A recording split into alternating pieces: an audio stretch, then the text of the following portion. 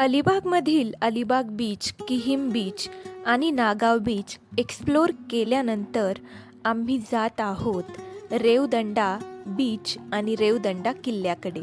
कोकणातला आमचा हा दुसरा दिवस. रेवदंडा बीचकडे जाता जाता आम्हाला एक सुंदर मंदिर दिसले आणि ते मंदिर आहे रामेश्वरम महादेव मंदिर, जे चौल गावात आहे. हे मंदिर कोकणातील सर्वात देखण्या मंदिरांपैकी एक आहे.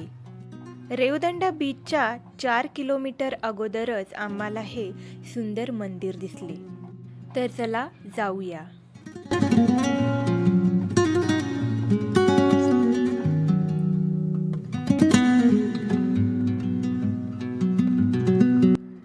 तर अशा प्रकारे हे मंदिर बाहेरून प्रचंड सुंदर दिसते. श्री रामेश्वर हे येथील प्राचीन मंदिर आणि चौलचे ग्रामदैवत आहे. कौलारू छप्पर असलेले जुन्या पद्धतीतील हे मंदिर नारळी पोफळीच्या झाडांनी वेढलेले आहे.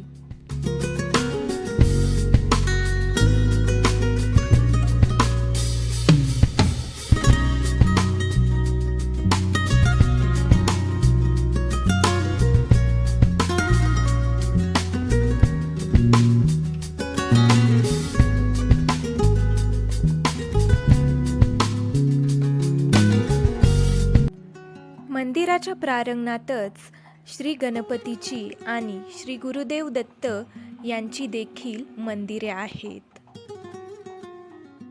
मंदिरात छान मूर्ती आहे.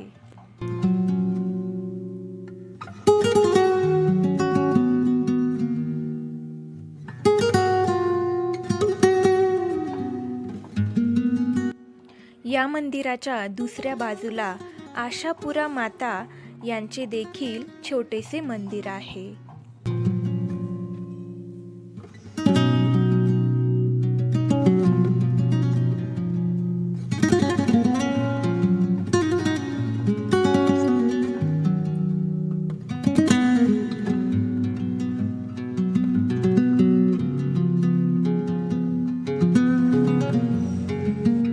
आणि या कौलारूच्या मंदिरात श्री रामेश्वर महादेवाची शिवलिंग आहे.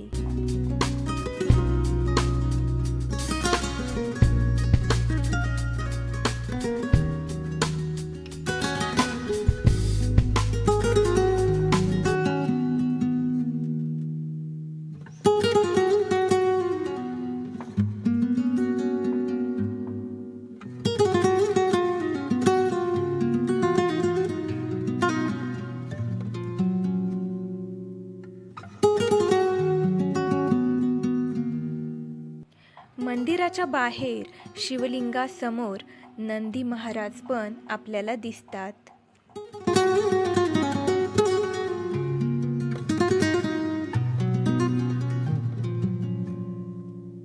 तसेच मंदिराच्या प्रांगणात मोठी दीपमाळ देखील आहे.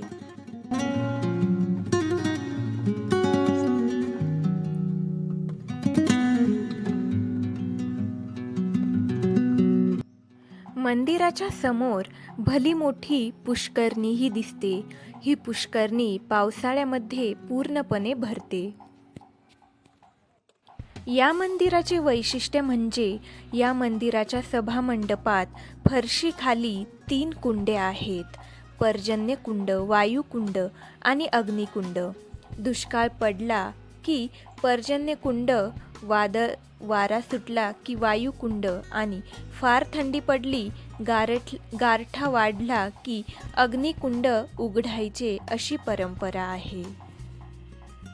श्रावण महिन्यात भाविकांची येथे प्रचंड गर्दी असते आणि यावेळी मंदिराचे सौंदर्य फारच अप्रतिम दिसते. तुम्ही जेव्हा अलिबाग ट्रिप करता तेव्हा हे मंदिर बिलकुल मिस करू नका.